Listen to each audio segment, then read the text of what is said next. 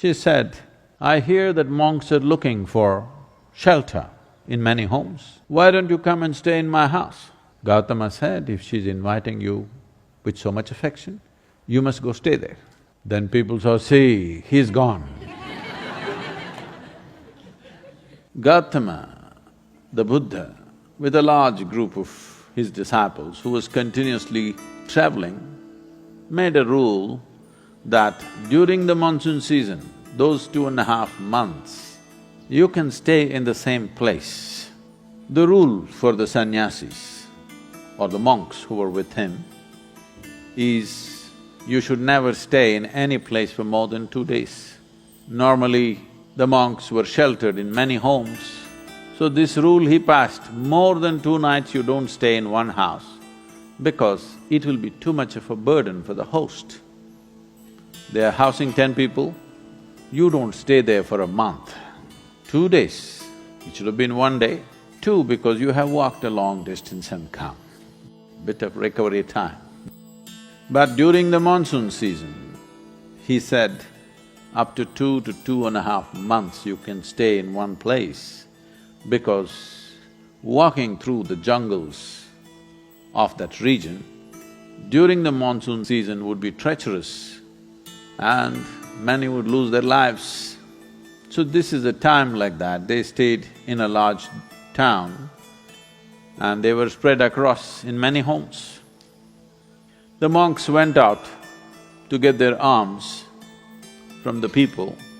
Ananda or Ananda Tirtha, as he was known, who happened to be Gautama's elder brother before his monkhood, went out and there was a courtesan or a prostitute in the town.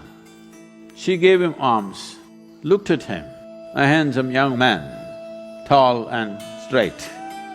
She said, "I hear that monks are looking for shelter in many homes. Why don't you come and stay in my house?"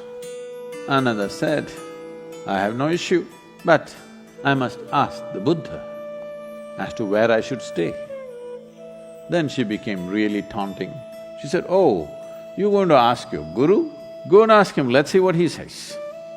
So Ananda brought what he had collected for the day. Gautama was sitting, he came and placed it at his feet, and everybody is supposed to find food and shelter wherever they go. Ananda asked, "Like this lady is inviting me, can I stay there?" Gautama said, "If she's inviting you with so much affection, you must go stay there." The townspeople who were sitting here, they said, "What? A monk is going to go and stay in a prostitute's home? This is it."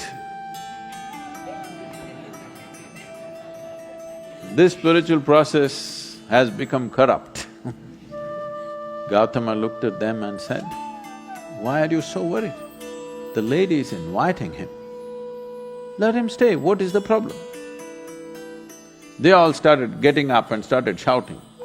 He said, "Wait, I am on this path because I see this is the most powerful way to live. Now you're telling me her ways are more powerful than my ways.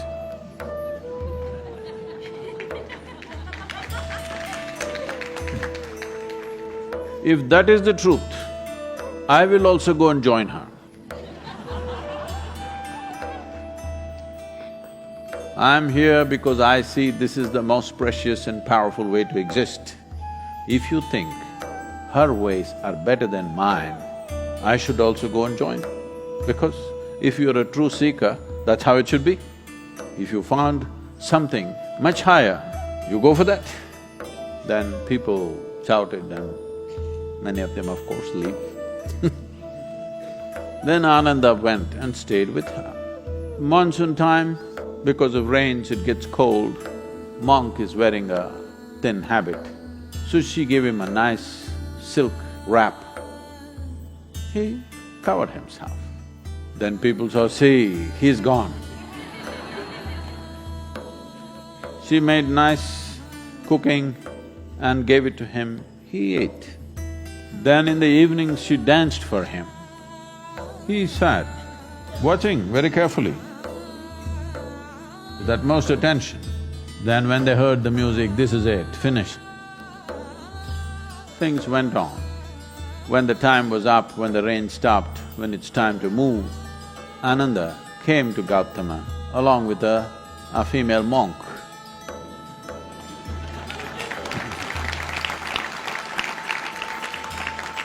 So, the power of being on the path of truth has been there, but has been many times at its height, but never got mainstreamed. I see that today, because of our ability to communicate, because of the tools of technology, the natural longing, the innate longing in a human being to find truth. This is not a thought thing.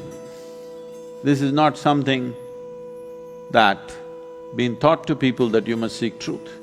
It is natural for human intelligence to seek what is highest. If you are given an option, any human being, given an option, either to be here or there, he will always say, I want to be there.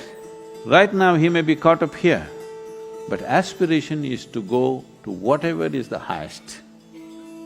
It is just that we have to show him that there are better highs than getting drunk, there are better highs than drugs, there are better highs than being caught up in social drama, there are better highs than being better than someone else.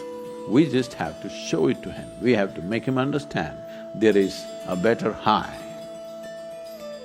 Forever, many sages, saints, yogis, gurus have been doing this, but as I said, they were gentle people. They didn't have a voice like me.